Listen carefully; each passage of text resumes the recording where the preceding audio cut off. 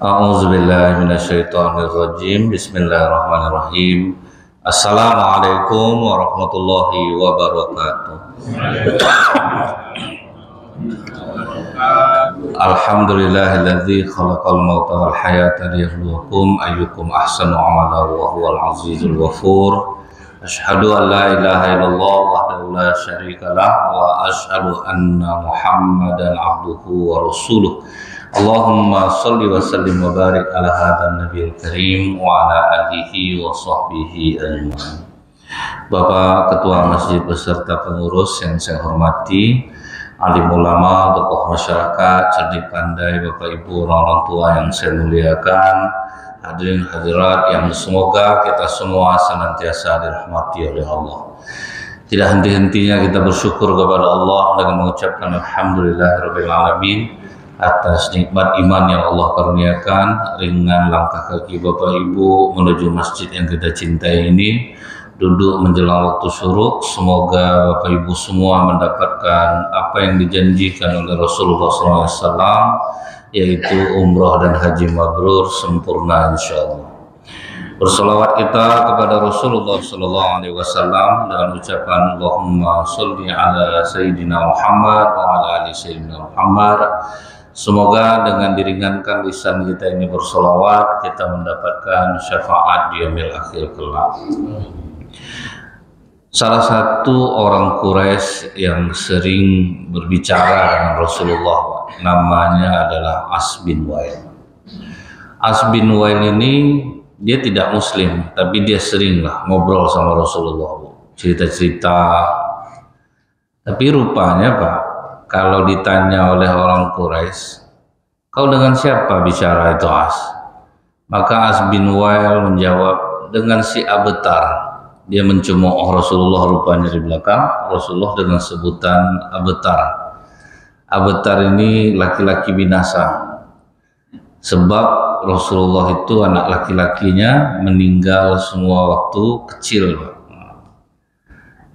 Jadi rupanya tukang cemeh ini udah lama ada ya Pak.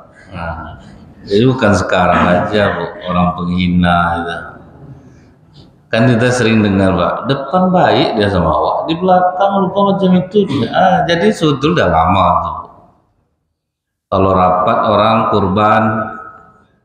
kurban kita tahun ini Bapak Ibu 2.800.000 rupiah, setuju? Setuju. Masa itu di belakang aku malas aku nih ketua. Dia aja yang mau didengar, sapi kurus-kurus tiap tahun. Nah, itu kerjanya. Jadi yang As bin Wail ini ada sampai kapan pun tuh ada. Jadi tidak usah terkejut betul lagi Pak. Memang macam itulah. Kita semua tahu bahwa Rasulullah SAW ini sering dihina orang dengan sebutan tukang sihir.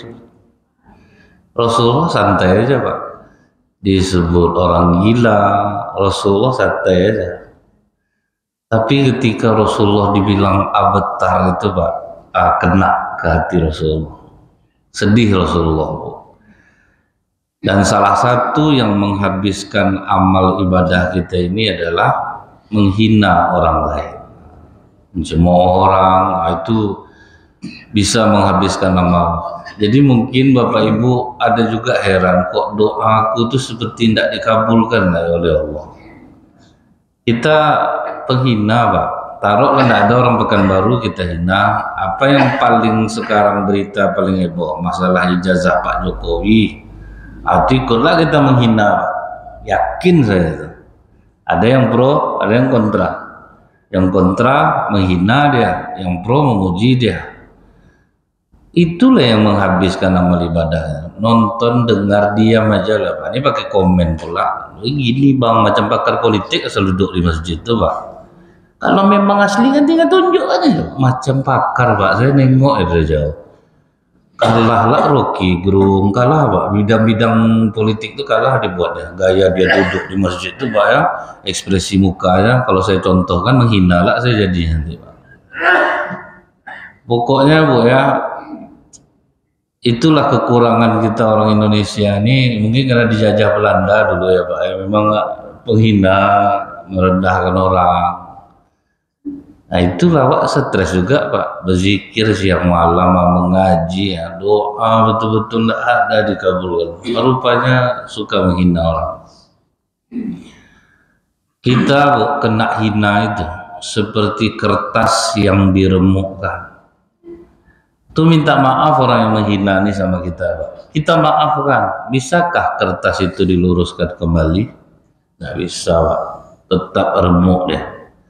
Bapak setrika betul Pak, kertas itu Pak, tetap kerimuk dia. Nah, itulah susahnya memaafkan orang yang menghina itu. Kalau muka kita ditinju orang, ditampar orang, 3 hari memarnya hilang. Tapi kalau kena mulut Bu, bertahun Pak. Kadang kalau udah sholat berjamaah tuh Bu, ditunggunya terisi dulu tempat orang yang menghina itu baru dia masuk. Orang lama-lama kadang nyusun sab itu kan ngintai-ngintai itu Pak. Ini orang pernah ngata-ngata ya aku, asal jumpa tuh berdebar jantung Pak. Kena hina tuh, goyang dia jantung tuh Bu. Karena tidak ada orang yang tidak sedih kehilangan buah hatinya. Jadi banyak timbul cemooh kata Nabi, anak mati juga. Kalau Nabi dia tentu dihidupkan Tuhannya anaknya, itulah cemoohan orang. Dan anak-anak Rasulullah itu Ibu ya, meninggalnya tanpa sebab semua. Nggak ada kok sakit agak 3 bulan tuh baru meninggal. Enggak. Qasim meninggal umur setahun, Abdullah umur setahun, Ibrahim yang sangat diharapkan Rasulullah bisa besar Bu, rupanya setahun setengah meninggal juga. Rasulullah sedang duduk di masjid, datang orang ngasih kabar Ibrahim meninggal ya Rasulullah. Pergilah Rasulullah dengan beberapa orang sahabat, termasuklah Abdurrahman bin Auf. Begitu Rasulullah melihat Ibrahim itu sakratul maut, itu menangis Rasulullah. Waktu wafat Ibrahim ini menangis Rasulullah. Timbullah pertanyaan dari Abdurrahman bin Auf, maaf ya Rasulullah, bukankah engkau melarang kami menangis? Kata Rasulullah, tangisan itu adalah rahmat dan kasih sayang Allah. Yang aku larang kalian meratap. Itu beda Pak. Kalau orang menangisi jenazah tidak perlu dilarang-larang, kan kita sering tidak usah nangis, tersiksa mayat tuh. Mayat tidak tersiksa karena tangisan Pak, karena ratapan.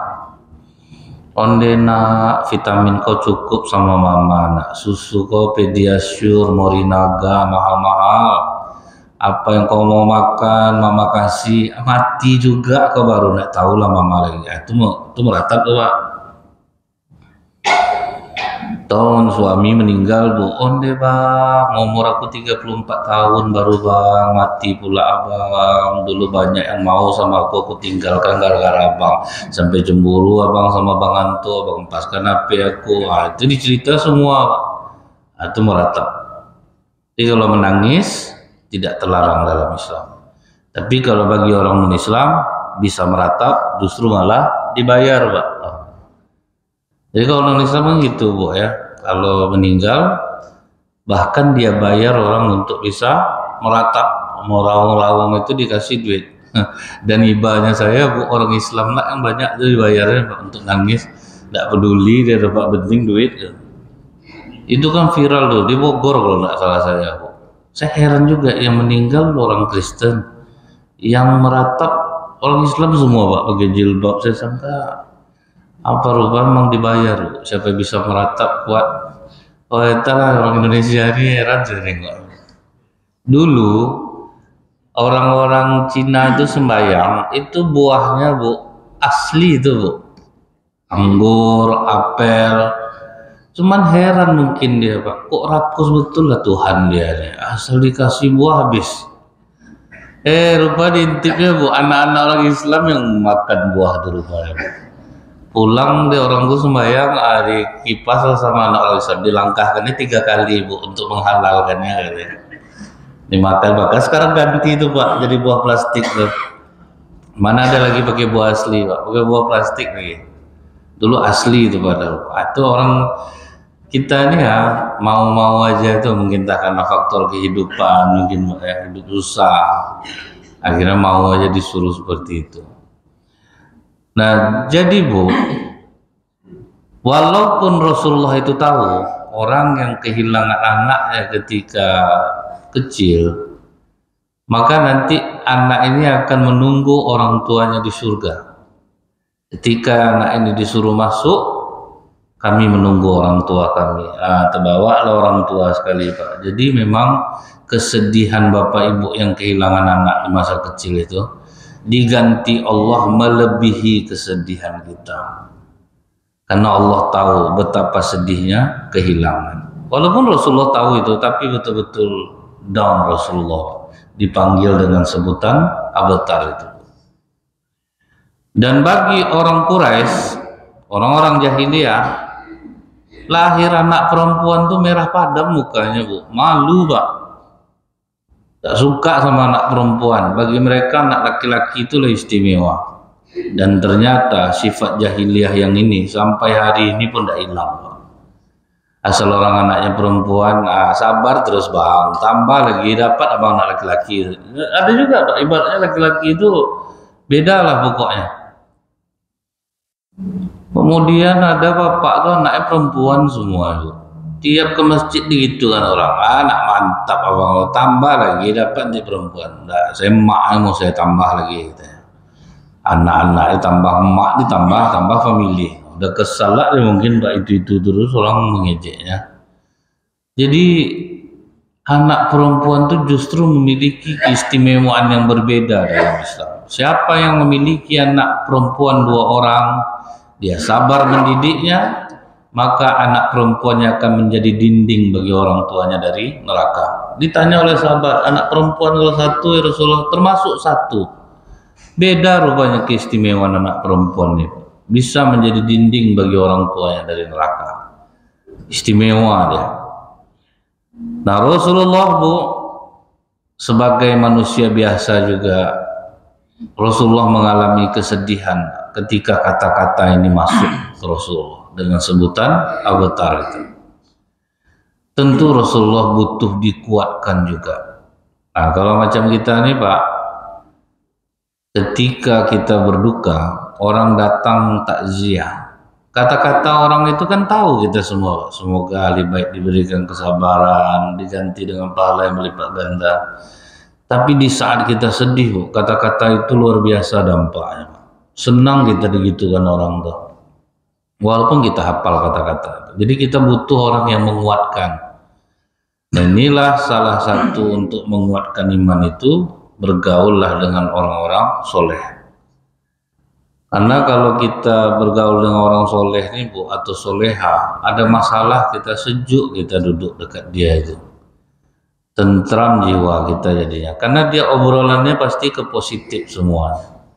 Kalau duduk Ibu sama kawan yang negatif, ondeka, ini udah 5 hari pula abang nggak pulang Kak, berkelakuan terus aja dia Kak.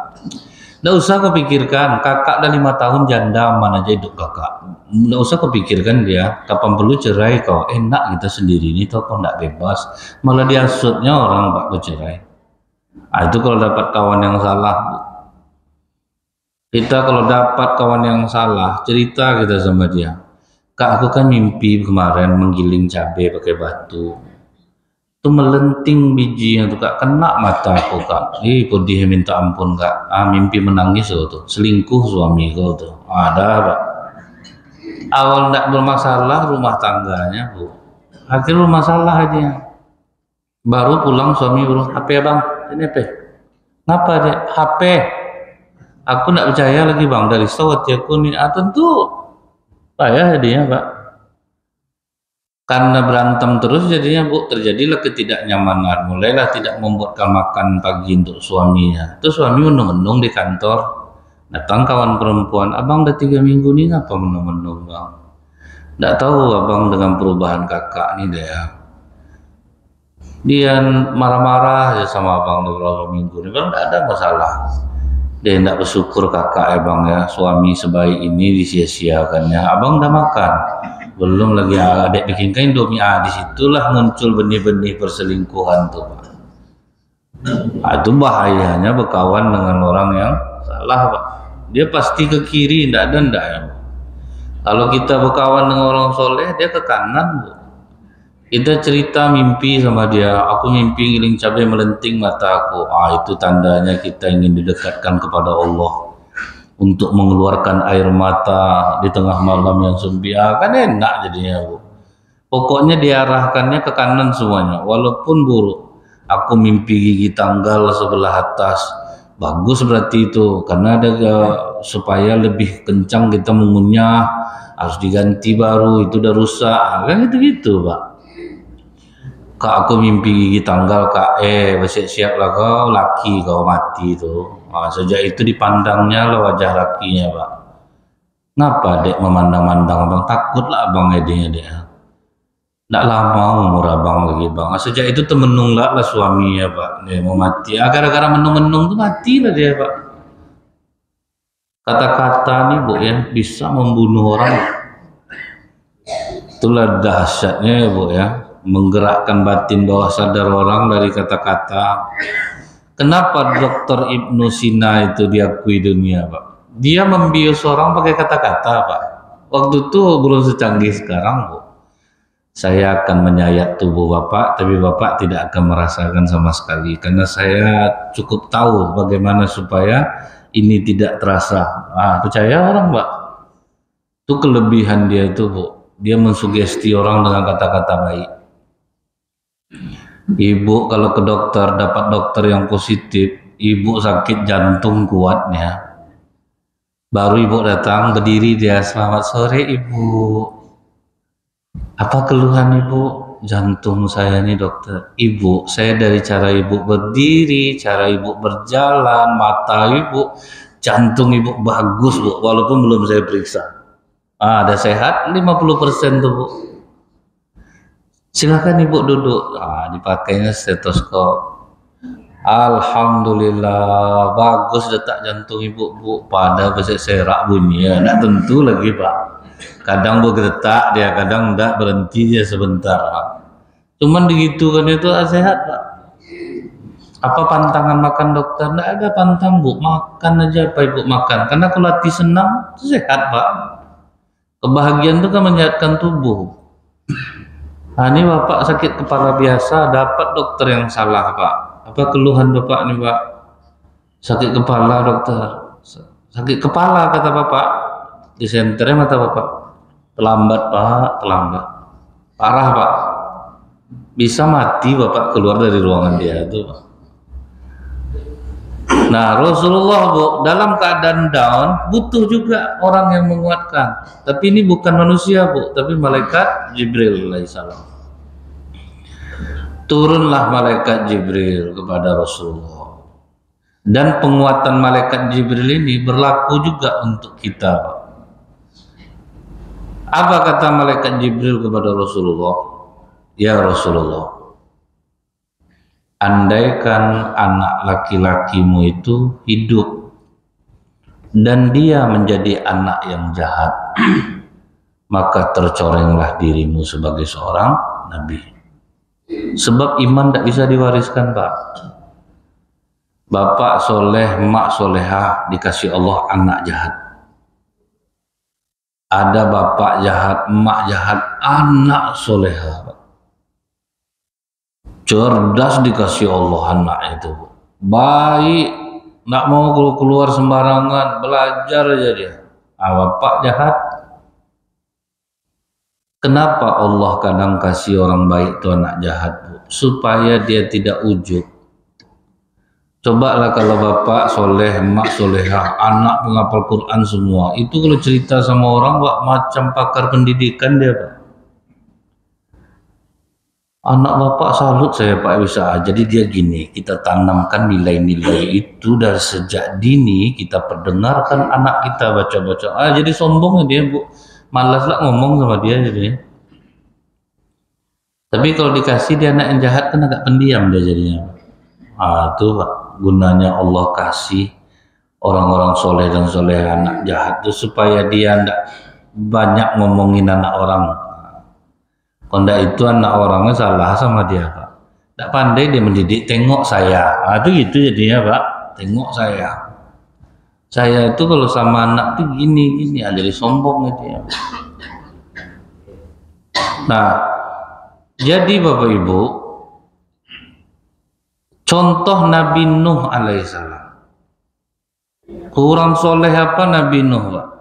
Jadi kalau Bapak Ibu dapat anak jahat, tak usahlah risau betul lagi.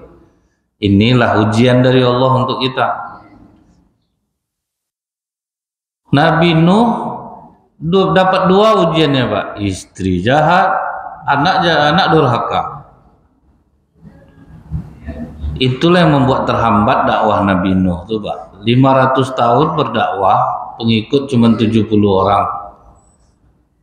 Habis dia ceramah, istrinya lah ceramah. Nggak usah mendengarkan suami aku tuh udah gila dia tuh. Kalau memang betul dia duluan lebih ikut daripada kalian. Nah, itu yang menghambat tuh. Ada imam masjid dulu suara indah, istri tidak mau berjilbab Pak, tidak mau berjilbab Bu, pakai celana pendek, nak kemana pergi Pak? Akhirnya kena suaminya jadinya Bu. Imam tidak usah lah jadi imam lagi, tidak tenang hati kami di belakang. Atur aja lo istrinya dulu. Nah, itu Bu, istri yang durhaka, suami yang payah. Jadi imam mana-mana tidak diterima orang, akhir mati juga imam itu jadinya Pak. Mati muda dia jadinya Bu, mikirkan kelakuan istri itu mungkin Pak, stres juga dia. Pasti dia yang kena Bu. Begitu pula anaknya, awaklah dia ajar-ajarnya anaknya macam itu kelakuannya. Itu gunanya itu Pak, supaya kita tidak ujub. Wah, kalau kita punya anak durhaka itu Bu, tidak berani kita, agak pendiam, kita duduk banyak istighfar ya. Mau diceritakan anak orang ya, anak awak macam itu juga. Nah, jadi tersumbat mulutnya tuh. Karena kalau saya perhatikan Bu ya, yang pernah saya sampaikan dulu, kalau atuk-atuk sehat badannya dikasih Allah, sombongnya naik pula. Makanya Bapak dikasih Allah penyakit itu supaya tidak sombong Pak. Misal udah 60 umurnya masih sehat juga, atau kadang suka yang hanya umur orang Pak. Berapa umur awak? 40 tuh. Ya Allah, 40 udah macam ini ya. Tengok atuk nih, dia pagi itu bangun kita minum air putih itu 1,5 liter. Wah, macam pakar kesehatan Pak. Malaslah orang duduk dekat dia. Kalau ada di antara Bapak Ibu minta maaf saya nih ya, berubah lah. Nah, jadi Pak,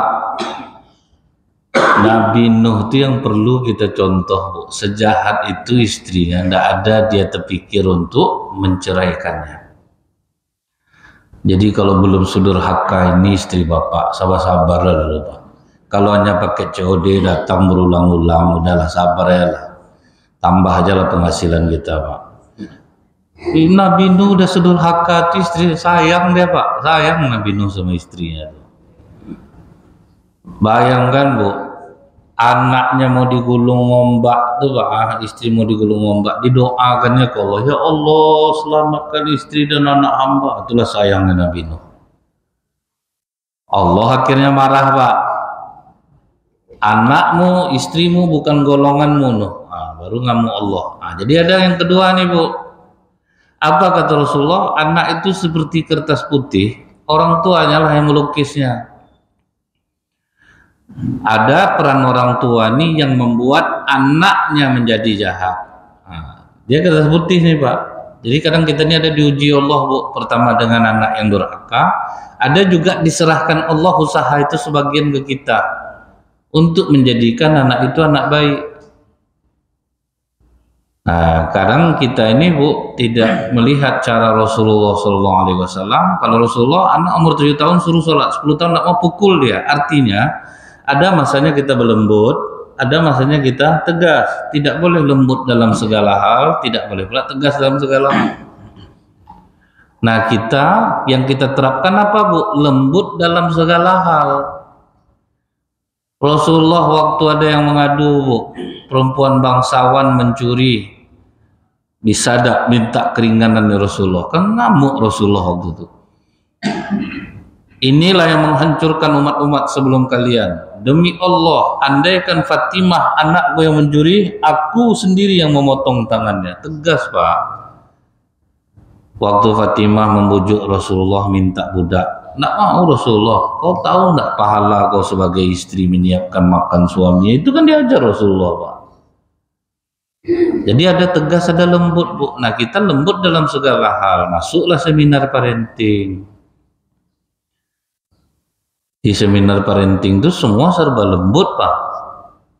Kita tidak boleh berkata kasar kepada anak kita, ya Bunda. Jangan pernah memelototkan mata. Jangan pernah bernada tinggi. Tidak boleh memukul anak. Mental health-nya akan terganggu. Itu akan tersimpan di otak dia. Membayangkan macam-macam lah, Bu. Akhirnya banyak loh orang tua yang lembut dalam segala hal. Apa ndak hancur mental anaknya?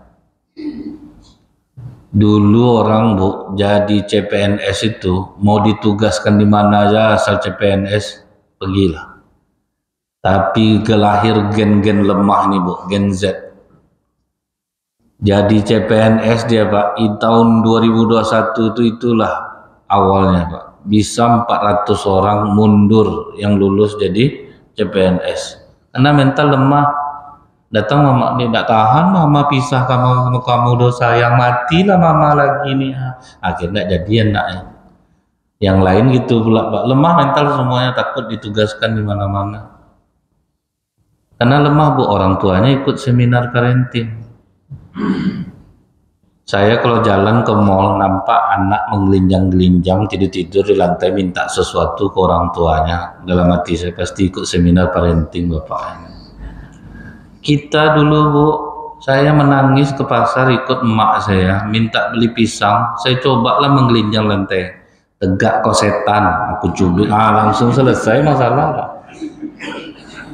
Langsung tegak, air mata hilang langsung tuh, Pak. Ada terbayang cubit emak itu dah. Dan ternyata, Bu, anak-anak yang berhasil di masa depan justru anak-anak yang memiliki orang tua pemarah. Nah, ini ndak wak sibuk penyayang-nyayang aja, menyayang-nyayang apa ndak hancur anak, Pak. Apa pengakuan anak-anak yang tidak pernah kena marah ketika masuk dunia kerja, Bu? Mental kami lemah. Begitu kena marah sama atasan langsung ke psikolog, Pak. Itu saking lemahnya terganggu jiwa. Ndak biasa kena marah tuh, Bu. Nah, kan kita prinsipnya seperti itu, Bu. Kita lembut, tidak boleh marah. Ribut-ribut anak-anak di masjid. Kita cobalah praktekkan seminar parenting, Ibu. Tuh kalau ada ibu-ibu psikolog sini, kalau berhasil hebatnya. Sayang, jangan ribut di masjid ya, Nak. Mainnya di luar. Orang tua kita lagi sholat. Kalau nak macam ulat kelakuannya dengar nada macam itu tuh. Ingat saya, Bu, di Masjid Rahmat dan Nas itu kan di tengah pasar tuh, Pak. Oh, situ, Bu, parenting emak-emaknya betul yang masa lalu, Pak. Hening, Pak. Padahal di tengah pasar tuh, Pak, ribut anak-anak tuh, kutokok mulut kalian pakai sendal nih ya, mau langsung hening, Pak. Lari semuanya. Nah, jadi ada kalanya kita itu tegas. Makanya tidak boleh orang yang sudah berumah tangga tinggal sama mertua, karena nanti sayang nenek ke cucu ini terlalu berlebihan, Pak. Pas nampak anaknya marah, tidak boleh anak kok gitu kan dong. Padahal datang anak nenek mama dulu, mama kejar aku pakai sapu lagi. Tiba marah anak, tidak boleh, Pak. Lupa dia mendidik anak dulu, dikejar pakai sapu, nak ngaji dicarinya, dilepiknya. Nah, itu yang merusak tuh. Karena hal-hal yang seperti ini nih, Bu, dituntut kadang ada ketegasan. Makanya, Pak, ada yang tukang motivasi cara mendidik anak dengan baik masuk penjara sekarang, Pak. Ternyata dia menganiaya anak orang di daycare dia, Bu. Dia sendiri tidak sanggup mempraktekkan ilmu. Tidak ada, Bu, selain kembali kepada Allah dan ajaran Rasulullah itu tidak ada yang bagus. Nengok-nengok motivator apa aja, tidak ada, Pak. Dia sendiri tidak akan sanggup. Tetap kembali bagaimana cara Rasulullah, itulah yang luar biasa dampaknya. Nah, kemudian, Bu, mendengar nasihat Jibril ini agak sejuk hati Rasulullah jadinya. Oh, ternyata Allah itu kalau ngasih kita musibah berarti Allah tuh menginginkan kebaikan untuk kita. Jadi orang-orang yang sudah rajin sholat, jangan buruk sangka sama Allah. Apapun yang terjadi ternyata ada hikmah baiknya. Jadi kalau kita ada kehilangan nikmat Allah, Allah pasti menggantinya dengan kenikmatan yang lain. Nikmat ini tidak selamanya datang tuh dalam bentuk nikmat. Kadang justru kenikmatan itu datang dalam bentuk musibah, Pak. Jadi kenapa kita mesti buruk sangka sama Allah? Covid musibah, tetapi karena Covid lah orang tahu Zoom meeting, Google Meet yang sampai hari ini masih bisa dipakai. Dulu orang kalau rapat harus datang, Pak, berapa banyak biaya habis. Sekarang tinggal duduk di meja, se-Indonesia bisa rapat, murah biaya. Pasti ada hikmah, Bu, di balik sebuah musibah yang dikasih Allah. Dan ya Rasulullah, kata malaikat Jibril, andaikan anakmu hidup dan dia menjadi anak yang soleh, anak yang baik, maka orang akan menyembahnya setelah engkau mati. Itu yang ditakutkan tuh, Pak, pengkultusan orang, Bu. Sedangkan di Indonesia ini aja ngaku cucu Nabi aja, Pak, kaya, Pak. Aduh, takutnya tuh, Bu. Tangan dicium, kaki dicium, apa kata dia betul semuanya. Mau dibilangnya dia bisa mi'raj 70 kali sehari, orang percaya. Rasulullah aja sekali Isra Mi'raj, Bu, dia datuknya 70 kali percaya gitu.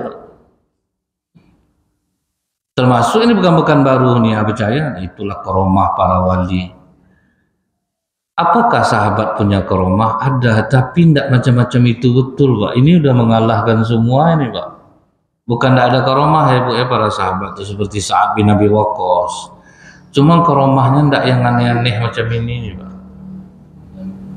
Kalau ini kan bisa menurunkan rantai emas dari langit awayangan tuh, Pak. Berapa? Tapi percaya orang, Pak. Bisa terbang, percaya orang. Dan itu sangat dikultuskan orang tuh, Pak. Saya tengok, Bu, ya, ibaratnya makam-makam itu, padahal makam-makam sahabat Rasulullah, istri Rasulullah di Baki itu aja cuman batu aja penanda, Pak. Tidak boleh menembok kuburan. Ini rumah dibuat tuh, Bu, taruh kotak infak, mau miliaran isinya tuh, Pak. Itulah, Bu, mengkultuskan orang. Itu ngaku cucu baru tuh. Sempat anak Rasulullah hidup waktu itu, mungkin tidak menyentuh tanah dibuat orang, digendong orang setiap saat. Tuh, Bu, cucu Rasulullah Husain ziarah ke kubur dia aja di Iran tuh, Pak, sambil merangkak dan menjilati tangganya. Begitulah orang mengkultuskan. Jadi memang bahaya, Pak. Makanya diwafatkan Rasulullah anaknya. Jadi kalau secara garis laki-laki tidak ada keturunan Rasulullah, sebab keturunan Rasulullah dari perempuan, dari Fatimah sampai ke bawah. Jadi ujungnya semuanya jatuhnya kepada Ali. Itu kenapa dihapuskan Allah, itulah maksudnya, Pak, supaya orang tidak mengkultuskan. Nah, cuman itulah, Bu, ini kalau sempat ditayangkan video saya ini, banyak yang nyerang saya nanti nih, Pak. Dia muhibinnya banyak nih, Pak. Di Pekanbaru ini aja banyak nih, Bu. Dia disuruhnya kita berhusnuzon, berbaik sangka. Gimana cara baik sangka kalau aneh-aneh, Pak? Tapi dia mau keturunan siapapun saja, mau keturunan Abu Jahal sekalipun, tapi dia Muslim. Sekarang ini kan banyak juga keturunan Abu Jahal, misal gitu, Pak, ya. Dia seorang Muslim, tutur katanya terjaga, dia menyampaikan risalah agama dengan baik, kita hormatilah, Pak, siapapun itu, mau keturunan siapa aja dia. Dan salah satu yang membuat Rasulullah marah dulu selagi hidup, Bu, ya, ketika sahabat saling membanggakan diri, Pak. Wahai orang-orang Muhajirin, wahai orang-orang Quraisy. Apa kata Rasulullah? Masih kalian hidupkan juga slogan-slogan jahiliyah itu lagi. Jadi jangan berbangga terhadap suku, keturunan. Jangan kita berbangga-bangga diri dengan hal itu. Aku keturunan Syanu. Makanya dulu Bu ya, ketika Zainab binti Jas menghina Saifiyah binti Huyai dengan sebutan dia itu Yahudi ya Rasul. Padahal dia istri Rasulullah Pak Saifiyah ini. 3 bulan tidak ditegur Rasulullah Bu, istrinya yang namanya Zainab karena menghina suku. Nah, jadi barulah tahu Rasulullah Bu, oh ini hikmahnya kenapa anak aku dimatikan. Kalau dia jahat begini, kalau dia baik begini. Cuman memang kita pasti butuh waktu Bu. Kenapa ya aku ini diwafatkan anak aku ya? Nah, memang kita butuh waktu. Sedihlah, nikmatilah kesedihan itu, tangisan itu. Yang penting jangan meratap. Tidak mungkinlah kita tidak sedih Bu. Ibu solehah misalnya, suami ibu meninggal, atau ibu sabarnya sambil senyum-senyum gitu Pak. Sabar ya Bu ya, biasa aja, semua itu yang terbaik kok dari Allah. Ngapa pula orang akan buruk sangka sama ibu. Ibu ini berarti ada selingkuhan mungkin nih, maka senang betul di hatinya nampaknya suaminya meninggal. Justru bahaya Pak. Jadi janganlah mentang-mentang kita soleh, kuat, kita tidak sedih, ya sedih lah. Pokok begitu kita sedih itu, nangislah kita, terdiamlah kita, termenunglah kita. Itu hal yang wajar Pak. Nah kemudian Bu, barulah diturunkan Allah surat Al-Kautsar itu Pak. Inna a'tainakal kautsar. Sesungguhnya Allah telah memberikan kebaikan yang banyak kepadamu Muhammad. Nah, Allah tegaskan Pak, aku tuh banyak ngasih kau tuh kebaikan. Apapun yang kau alami itu semuanya baik. Dalam 1 tahun Bu, banyak kita sehat daripada sakit. Berarti kan lebih banyak nikmat tuh. Cuman orang kita nih kalau dikasih sakit seolah-olah hidupnya itu sakit aja dari bayi Pak. Apa kabar Bu aja? Enggak tahulah saya lagi ini tak kemana lah mau berobat. Payah betul enggak mau sehat. Dimakan obat digoyang jantung, dimakan obat jantung pengencing lah kita, dimakan obat penahan kencing, payah tidur malam sampai 19 penyakitnya jadinya Pak. Gara-gara satu ditanya Pak 19 jadinya. Macam orang tidak pernah merasakan nikmat Allah. Nah itu Pak, kena itu. Yang jelas kita Bu, dikasih sakit berobat, berobat ibadah. Tidak ada obatnya bersabar, bersabar juga ibadah. Inilah yang dikatakan Rasulullah, ajaban li amril mu'min, sungguh menakjubkan urusan orang mukmin ini.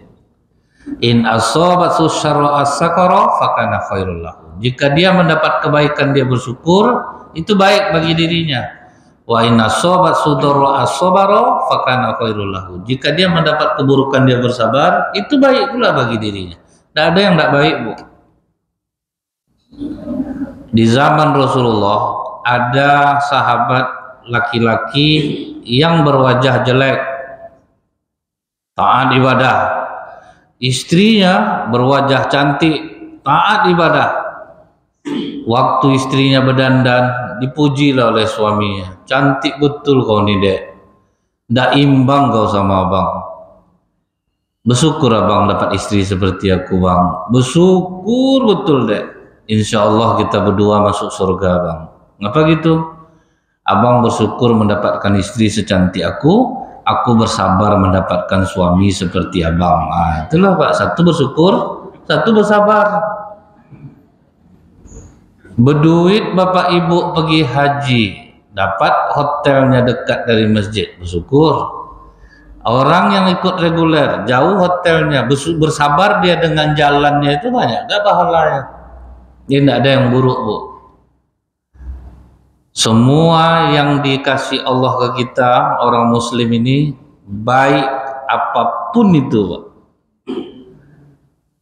Nabi Ayub ketika sakit, istrinya kan sempat bilang, Pak, kau ini kan Nabi Ayub, mengapa kau tidak pernah minta sembuh? Kata Nabi Ayub, berapa tahun kita hidup senang dan aku sehat selama kita menikah? Lebih kurang 80 tahun Ayub. Berapa tahun aku sakit? 13 tahun. Malu aku minta sembuh. Wah, itu Nabi Ayub. Malu aku minta sembuh, banyak sehat aku daripada sakit aku. Yang keluar dari mulut Nabi Ayub, irhamna ya arhamar rahimin. Engkaulah yang penyayang di antara yang penyayang. Tidak ada ngeluh sama sekali. Jadi kita itu, Bu, jangan suka menghina Allah.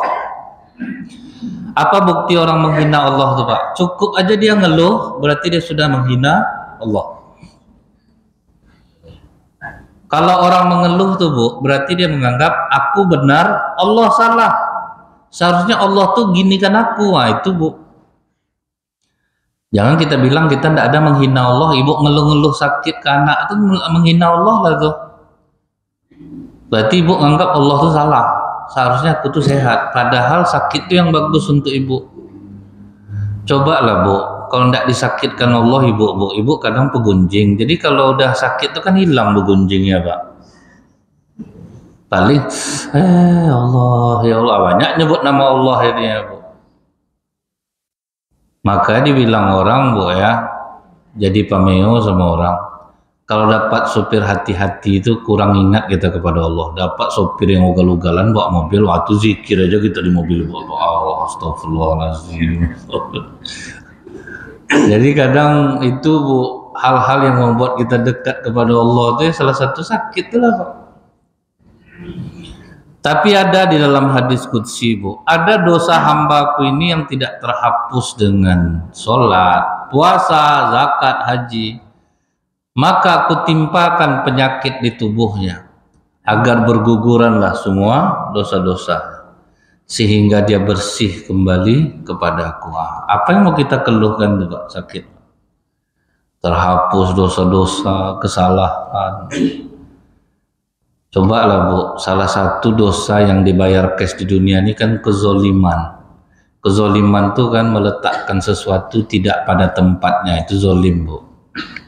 Waktu ibu muda-muda dulu, cantik-cantik, berapa orang laki-laki yang pernah ibu kecewakan sampai tidak menikah bapak tuh sampai hari ini karena cintanya tidak berbalas sama ibu. Itu yang mau ibu bayar dosa-dosa tuh. Ibu iya-iyakan dia, ibu terima duit dia, tidak tahunya ibu nak jadi nikah sama dia. Cuman kadang, Mbak, banyak orang-orang tua sekarang ini macam bapak ibu-ibu ini lah sok suci di masa tuanya tuh, Bu. Macam orang baik betul, Pak. Lupa dia sama masa lalunya kayak mana. Apalagi bapak ini deh, kalau saya tanya, entahlah, Bu, berapa banyak ngecewakan perempuan. Itu dosa yang tidak sadar kita. Ada bapak-bapak, Bu, dia nampak rapor di meja makan. Banyak merahnya, Pak. Langsung teleponnya anaknya, pulang kau. Kejar anaknya pulang. Kenapa, Pak? Kok pakai kau papa sama awak? Benci aku nengok kau nih. Belanja kau besar, vitamin kau cukup, selera makan kau bolehlah ditanggung. Dileskan kau, bodoh juga otak kau. Bodoh apa maksud papa? Tuh rapor kau di meja makan, merah semuanya. Pak, zaman sekarang tidak ada tulisan merah di rapor. Gak usah, papa, kau bohong. Ambil rapor tuh, Pak, mari. Diambilnya rapor papa nih, Pak. Baru tuh kejar rapor bapaknya, Bu. Mamaknya tadi membandingkan, Pak, ini papa kau lu kayak gini ya. Lupa naruh rapor bapak tuh. Banyak enggak orang tua macam itu, Pak? Macam baik betul di masa mudanya itu, Pak. Macam baik betul. Oh, enggak pernah buat salah. Kan kita ketemunya udah di masjid aja nih, Pak. Di masa-masa itu siapa bapak memangnya kok sampai sesoleh itu betul sekarang gitu. Jadi itu orang sering lupa, Bu. Ternyata apapun yang diberikan Allah ke kita tuh baik semuanya. Ketika melihat anak bandel sama kita, terbayang ini cerminan aku nih. Kan baik jadinya, Pak. di cerminan aku nih. Karena Bu ya, buah itu jatuh tidak akan jauh dari pohonnya, itu secara umum. Jadi awak marahlah anak saya itu, heran saya tidak bisa dinasehati. Sama lah tuh. Itulah gambaran diri bapak di masa lalu tuh. Nah, jadi itu Bu ya, banyak baik Allah ke kita daripada tidak. Banyak nikmat yang dikasih Allah ke kita nih. Dan orang banyak tidak tahu Bu, Allah juga bisa memberikan musibah kepada orang lewat kenikmatan. Cirinya apa Pak? Bertambah nikmat, bertambah jauh dari ibadah. Berarti itu adalah musibah. Jadi musibah yang paling besar itu tahu Ibu, kehilangan iman itu lah Pak. Itu yang musibah, tapi banyak orang tidak sadar Bu. Disangkanya musibah itu yang buruk-buruk aja Pak. Ada orang punya rumah makan Bu, rajin dia ke masjid. Waktu itu rumah makannya masih sepi Pak. Rajin dia sedekah sampai dia naik haji, bangkitlah rumah makannya itu. Semenjak rumah makannya maju Pak, hilang dari masjid Pak. Itulah musibah terbesar Pak. Kenapa Bapak naik ke masjid? Oh, karena ikan yang saya sediakan ini kan ikan segar Ustaz. Itu dari subuh sudah dia Pak. Pokok dikasih Allah Pak, kesibukan yang membuat jauh dia dari Allah.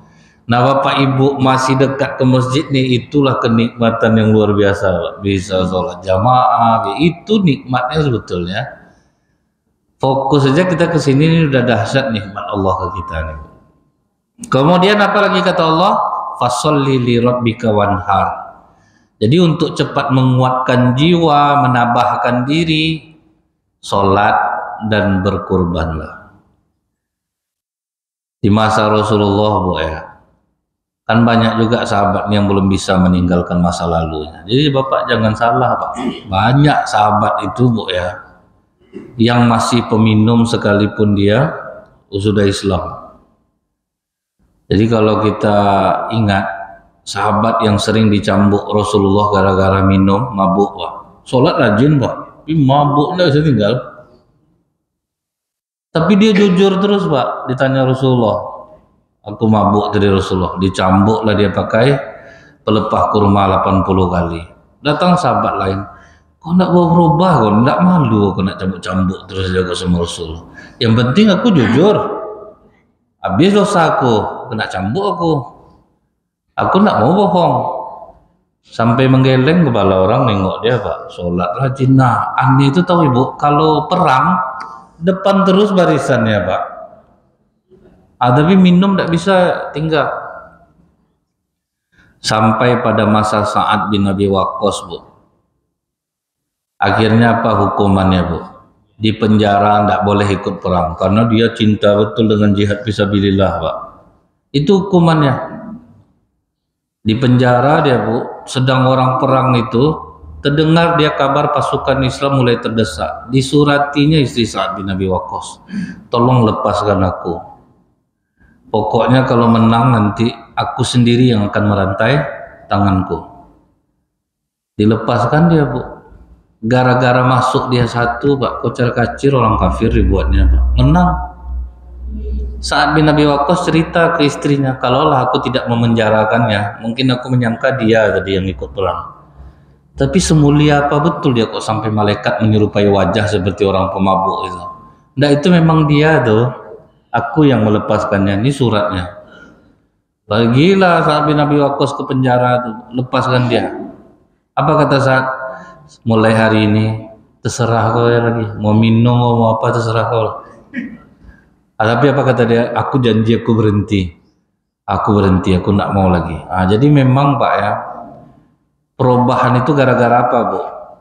Inna sholata tanha anil fahsyai wal munkar. Sesungguhnya sholat itu akan mencegah perbuatan keji dan mungkar.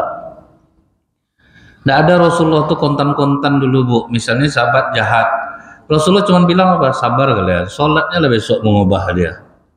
Artinya jangan tinggalkan sholat, jangan tinggalkan sholat, jangan tinggalkan sholat. Tidak perlu Bapak Ibu instan. Kau bandel betul kau nih, percuma aja kau sembahyang, kelakuan kau tidak berubah. Memang itu Pak. Biarkanlah dulu, pokoknya sholat jangan tinggal. Kita ini kadang yang jadi penghambat hidayah untuk orang. Cuma kau sembahyang kau macam ini, kelakuan kau makin marah Allah sama kau. Enggak, biarkan aja dia, penting kau sholat, kau sholat, kau sholat. Ada pejudi dulu Bu ya, di Pekanbarunya, pantang dengar azan Pak, langsung berhenti. Nah, tunggu dulu, aku mau sholat dulu. Banyak diketawakan orang dulu Bu. Tapi dia sholat jamaah enggak pernah putus Pak. Dikasih Allah dia ujian anak hiperaktif, makanya enggak bisa dia keluar rumah lagi Pak, anak terus dikurung. Itu cara Allah Bu, mengubah dia. Pernah anak itu dilepaskannya, langsung berputar-putar dia berlari Pak, penuh baterainya Pak, itu maka dikurung, enggak bisa, memang penuh baterainya, lari dia. Itu menyibukkan dia. Itu cara Allah Bu. Oh gini cara Allah ya. Pokoknya orang-orang sholat ini jahat. Sudah tuh ada pengedar narkoba di Pekanbaru ini dulu. Tapi sholat jamaah rajin Pak. Betul-betul rajin Bu. Yang membuat dia berubah tuh Bu. Pernah saya udah dibawa orang ke hutan Ustaz. Mau ditembak kepala saya. Ada cara Allah selamatkannya. Di situ saya yakin. Sedangkan jahat aja aku dilindungi oleh Allah. Apalagi kalau aku baik. Akhirnya baik ya Bu sekarang. Jadi itu Pak, tidak usah kita instan-instan ingin perubahan. Pokok sholat kau nak, jangan tinggalkan sholat. Setelah itu apa Bu? Dan berkurbanlah. Kurban ini Bapak Ibu ditanya oleh sahabat, ada enggak pahala amalan yang bisa menyaingi ibadah kurban? Kata Rasulullah, kau jual semua harta kau untuk berperang di jalan Allah, kemudian kau ikut perang dan mati syahid, baru imbang dengan kurban. Ngeri Bu, nggak bisa diganti dengan sedekah. 2.750.000, 2.800.000 kurban. Terus ada tetangga ibu susah, butuh duit dia 2.700.000. Lebih baik ibu ikut kurban daripada nolong dia. Itulah tibanya Pak. Yang nolong dia dicarikan yang lain. Jangan sampai nggak ikut kurban. Rugi. Harus kita upayakan Pak, karena sebanyak jumlah bulu hewan tersebut terhapus dosa, itu tambah enak hidup kita Pak. Dari tetesan darah pertama sampai terakhir terhapus dosa. Tinggal kita, apa tugas kita sekarang nih Bu? Mengikhlaskan hati kita itu berkorban, karena itu yang paling payah. Dalam surah Al-Ikhlas itu tidak ada kalimat ikhlas itu karena itulah Pak, karena mengikhlaskan yang sulit. Asal masuk masjid di fotonya nama dia tuh Pak dekat papan tuh. Masya Allah tabarakallah, kurban ke-7 ya guys. Selalu setiap tahun itu nomor 1 kelompok 1. Untuk apa sih Pak gitu? Selfie lah dia sama sapi itu. Ada lagi Bu dipeluknya sapi itu. Kurbanku tahun ini, padahal dia panitia Pak. Tidak ada deh kurban dipeluknya sapi. Jadi mengikhlaskan kurban kita ini Bu, karena kita ingat lebih besar apa yang diberikan Allah daripada uang yang kita keluarkan. Kenapa kita mesti riang? Kenapa kita mesti pamer ke orang? Kenapa mesti nitip-nitip ke pengurus? Tolong nanti ya Ibu nomor ini apa ini umumkan nama Ibu 5 kali, yang lain kan 3 kali, Ibu 5 kali ya apa tuh. Kenapa sih seperti itu Pak? Ada lagi Bu yang dia tunjuk rumah makan, saya mau ikut korban Pak, tapi panitia beli nasinya sama saya ya. Kan aneh itu Pak kan? Jadi macam-macam nih Bu, bagaimana supaya mengikhlaskan diri kita untuk kurban nih. Dulu ada yang pernah tanya sama saya ini payah ikhlas Ustaz. Kau coba kurban di pedalaman dulu, orang nggak tahu muka kau. Kau tes dulu apa yang terasa ke jiwa kau setahun ke depan. Saya suruh kurban di NTT Pak. Orang tidak tahu muka kau, tahu yang nama aja. Coba kau rasakan apa ke diri kau. Oh dibilang enak dampaknya Ustaz, terasa ke jiwa. Kan orang tidak tahu Pak siapa yang kurban, mukanya siapa. Dia tidak hadir di sana. Barulah cobalah kau kurban lagi di tempat kau. Kau udah terasa keajaibannya kan, coba lagi. Kemudian panitia mesti ikhlas juga. Kalau kita mau mengelola hewan kurban ini juga harus ikhlas. Jangan sampai banyaklah untuk panitia daripada orang yang berkurban. Nah kan ada juga tuh Bu. Kata Rasulullah apa? 1/3 kalian makan, sepertiga kalian simpan, sepertiga boleh kalian sedekahkan. Jadi kalau sebetulnya kalau satu sapi itu 70 kilo dagingnya, berarti orang yang berkurban dapat 21 kilo Pak sepertiganya. Bagi 7, daging tok 3 kilo. Nah, itu kalau betul-betul dikelola Pak. 3 kilo dapat daging tok orang yang berkurban. Seharusnya. Nah, tapi kadang yang kita mengelola ini sulit. Akhirnya dapat 3 kilo juga, tapi campur tulang sama usus dalam tuh. Nah, kan? Baru bisa 3 kilo dia. Nah, kalau kita mengelolanya dengan baik, macam masjid kita nih Bu, tahun ke tahun tentu akan bertambah jadinya Pak. Karena amanah. Ada kasihan kita masjid di Pekanbaru nih Pak, dari 16 ekor, tinggal 2 ekor lagi orang kurban. Sudah pernah bilang dulu tuh Bu, kelolalah dengan bagus. Kasih orang yang berkorban nih, hak dia. Dia udah ikhlas berkorban. Apa yang menjadi hak dia berilah. Ini kadang komplain orang, masa saya ini dapat dagingnya? Oh, tidak ikhlas berarti Bu. Enak aja bilang orang tidak ikhlas Pak. Dia ngelola tidak ikhlas. Itu Bu. Kalau kita udah menjadi orang yang mendirikan sholat, kemudian kita berkorban dengan ikhlas, apa janji Allah di ujung ayat itu? Inna syani'aka huwal abtar. Dibalikkan Allah abtar itu kepada orang Quraisy yang mencemooh Rasulullah. Siapa yang membencimu, mereka akan binasa. Jadi kalau macam Bapak Ibu nih, sholat rajin, ikut kurban dengan ikhlas, siapa yang benci Bapak Ibu, mereka akan binasa. Ibarat udah ada jaminan dari Allah Pak. Tidak perlu kecil-kecil hati lagi, aku yang maju lagi kata Allah. Nah, ini yang kata Allah dalam hadis qudsi, apabila aku telah mencintai seorang hamba, serentak langit dan bumi akan mencelakakan dia, mereka tidak akan mampu tanpa izinku. Terjadi tidak kemarin di Libya Pak, jamaah haji yang ditinggalkan gara-gara lamanya pemeriksaan. Orangnya biasa aja Pak, tidak mau dia pulang Bu dari bandara itu, dia tertinggal dia Pak, tidak mau dia pulang. Karena dia yakin kalau Allah memanggil aku untuk jadi tamunya, apapun caranya pasti aku berangkat. Rusak pesawat tuh Pak, balik ke bandara. Udah mau naik dia Bu, enggak juga boleh, padahal udah balik pesawatnya Pak, enggak juga boleh. Dilarang juga dia baru. Sudah diperbaiki satu naik balik, rusak balik mesinnya Pak, balik. Akhirnya pilot tuh yang turun jadinya Bu, jemput dia. Dah harus sama kau begini, kau enggak terniaya di pesawatnya.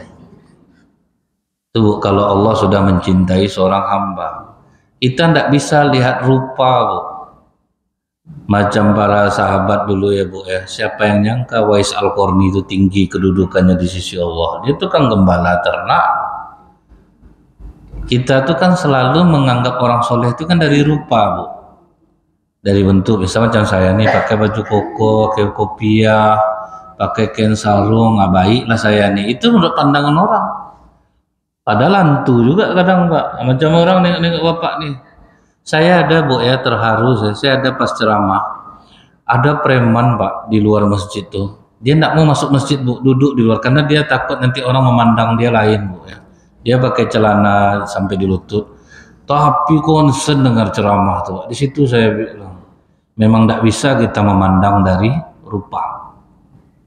Kita ini aja yang sibuk memoles diri supaya dianggap orang soleh, pakailah pakaian ini, soleh lah. Dia ada dua tuh Bu. Kita membuat pakaian seperti ini untuk menjaga diri untuk tidak bermaksiat, atau yang kedua, kita ingin dianggap orang soleh. Jadi mudah-mudahan kita dijadikan Allah hamba-hambanya yang ikhlas dalam berkurban, tidak mudah berputus asa, dan jangan berburuk sangka kepada Allah atas apapun musibah yang menimpa kita. Subhanakallahumma bihamdika asyhadu an la ilaha illa anta astaghfiruka wa atubu ilaik. Assalamualaikum warahmatullahi wabarakatuh.